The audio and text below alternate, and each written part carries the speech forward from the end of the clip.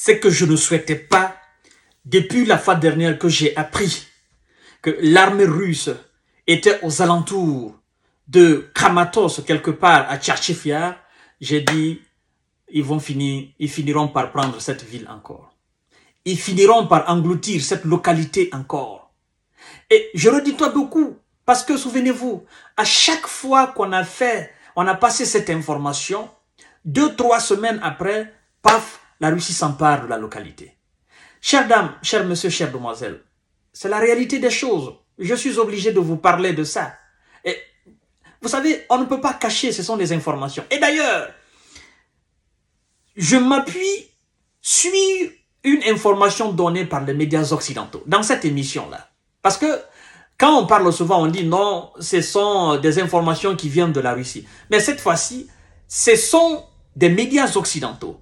Eux-mêmes, ils se sont appuyés sur des déclarations des responsables ukrainiens. Il n'y a pas mieux que ça. Ok? C'est eux-mêmes qui reconnaissent. Le ministre de la Défense lui-même reconnaît. Les autorités militaires eux-mêmes reconnaissent que la situation est extrêmement tendue. Ils disent d'ailleurs que la Russie tente de mettre la main sur une ville stratégique de l'Ukraine. Par finir, l'on se poserait la question de savoir, l'Ukraine a alors combien de villes stratégiques? Bakhmut était une ville stratégique. Kherson était une ville stratégique. Zaporizhzhia était une ville stratégique. Mariupol, une ville stratégique. Toutes les villes ukrainiennes, tous les villages, toutes les localités, tous les districts, n'est-ce pas, ukrainiens, sont des lieux stratégiques pour l'Ukraine. En fait, chaque centimètre carré, il n'y a pas de point stratégique pour l'Ukraine. Tout est stratégique. C'est comme dans un pays très pauvre, un pays qui manque tout, qui manque de l'eau, de l'électricité, des routes, de santé, tout, qui manque même de manger. On ne peut pas dire dans de tels pays que la priorité du chef de l'État, c'est ça. Non, parce que tout est priorité dans un tel pays. Alors aujourd'hui, en Ukraine, arrêtez de dire que telle ville est stratégique. Il n'y a pas de ville stratégique plus qu'une autre. Toutes les coins et toutes les localités de ce pays-là sont stratégiques. Vous comprenez? Mesdames et messieurs, partagez cette vidéo dans tous les groupes possibles. C'est la supériorité encore de la Russie qu'on va étaler. Oui, parce qu'eux-mêmes, ils admettent le nombre pléthore de militaires russes face à la minorité ukrainienne, qui n'a autre solution que de battre en retraite. Et qui, par fini, va laisser cette ville encore. Parce que, bien naturellement, elle n'a pas les moyens de défense. Elle n'a pas les hommes. Elle n'a pas la logistique. Elle n'a pas la technique militaire, encore moins la technologie. Partagez la vidéo dans tous les groupes possibles. L'alerte est sérieuse. L'Ukraine a admis dimanche que la situation était très tendue sur le front Est, où une armée russe en supériorité numérique pousse toujours plus afin de s'emparer de la localité stratégique de Tchatchif Yar face à des forces ukrainiennes au faible stock de munitions. Vous voyez? Au faible stock de munitions. Ils n'ont pas de munitions, ils n'ont pas d'hommes, ils n'ont absolument rien. Et puis ce sont eux qui veulent faire face à cette armada militaire. C'est suicidaire. Mais nous allons en parler. Partagez la vidéo dans tous les groupes possibles. Ils vont lire l'heure, parce qu'ils ne veulent pas entendre le mot paix. Chères dames, chers messieurs, chères demoiselles, alors, le ministre ukrainien de la Défense, Rustem Umerov, a affirmé avoir rendu visite à des soldats dans la zone où se déroulent actuellement les combats. Sur le front oriental, les troupes russes tentent une percée à l'ouest de Bakhmut, une ville qu'elle a conquise, n'est-ce pas, en mai 2023. Au terme d'une bataille particulièrement sanglante et catastrophique, a-t-il, n'est-ce pas, un peu plus tôt, le commandant en chef de l'armée ukrainienne, le général Oleksandr Syrski, avait lui aussi assuré que la Russie concentrait ses efforts sur cette zone afin de s'emparer de Tchatchif Yar, à environ 20 km, n'est-ce pas, à l'ouest de Bakhmut. Une telle conquête offrirait aux militaires russes une chance d'avancer dans la région. On continue, mesdames et messieurs. La cité de Tchatchif Yar percée sur une hauteur s'étend à moins de 30 km au sud-est de Kramatorsk, la principale ville de la région sous contrôle encore ukrainien et un important nœud ferroviaire et logistique. N'est-ce pas? En s'emparant, la Russie veut créer les conditions d'une avancée plus profonde vers Kramatorsk. À noter le commandant en chef. Cette offensive se poursuit, n'est-ce pas, à un moment très délicat pour l'armée ukrainienne qui peine, n'est-ce pas, à recruter face à un adversaire dont les troupes sont mieux garnies et mieux équipées. Fin de citation. Mieux garnies, mieux équipées.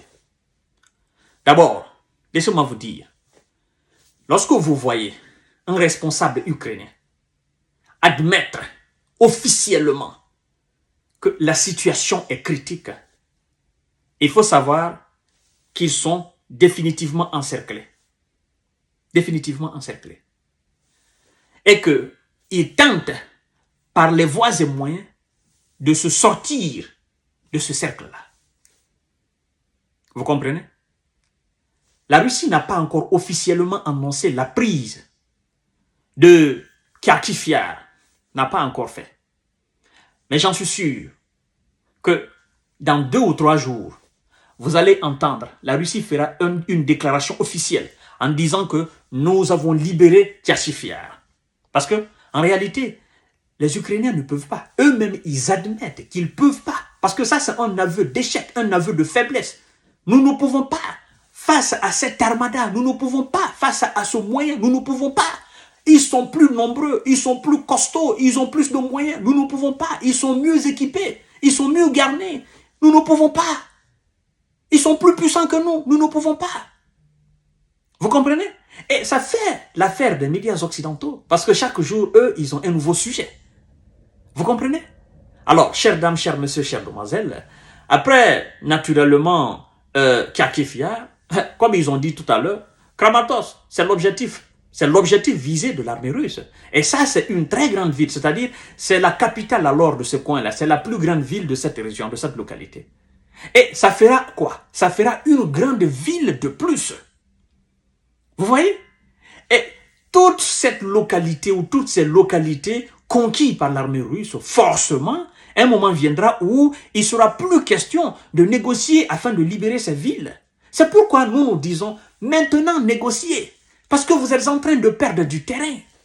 Et la Russie ne va pas vous remettre, n'est-ce pas, ces villes qu'elle est en train de conquérir aujourd'hui. C'est dommage qu'ils ne comprennent pas. Et chaque jour qui passe, l'armée russe monte en puissance. Comme l'a dit Vladimir Poutine à la fin de l'année 2022-23, je crois bien. Il a dit que dans les années à venir, il a dit dans une année, nous sommes dans cette année-là 2024, il a dit la Russie produira plus de munitions, plus d'armements de tout type, plus de missiles, plus d'engins que l'Occident réuni ne peut produire, ne peut fournir à l'Ukraine. Et c'est ce qu'on est en train d'assister. C'est-à-dire, le maître du Kremlin a lié la parole à l'acte. Voilà. Et c'est ce qui est le véritable problème des Occidentaux. Eux, ils ne peuvent pas lier leur parole à l'acte parce qu'ils n'ont pas les moyens pour lier. Et l'on dit souvent que la dignité d'un homme, c'est l'harmonie entre le dire et le faire.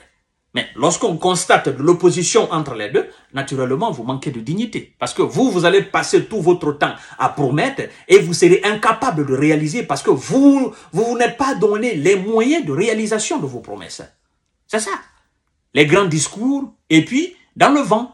Et ça fait mal à Volodymyr Zelensky. Bien sûr, ça va lui faire mal. Parce que lui, il pensait que l'Occident sera là, naturellement, pour l'accompagner. L'Occident sera là, tout ce qu'il va demander, l'Occident va lui donner tout ce qu'il va demander.